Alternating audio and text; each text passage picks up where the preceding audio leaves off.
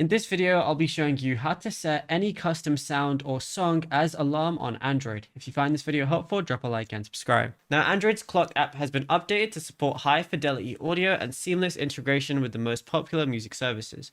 You can now use your own MP3 files or songs directly from YouTube Music, Spotify, or TikTok if saved on your device.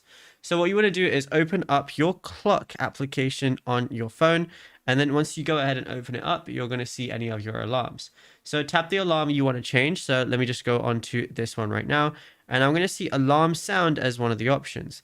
Now, I currently have the theme default one, but what I can do is also I can choose from Spotify if I want to as well, or I can just go over to the custom sounds, and then I can choose different sounds that are already integrated into Samsung. But on the top right, I can press the plus icon, and then it shows any downloaded music.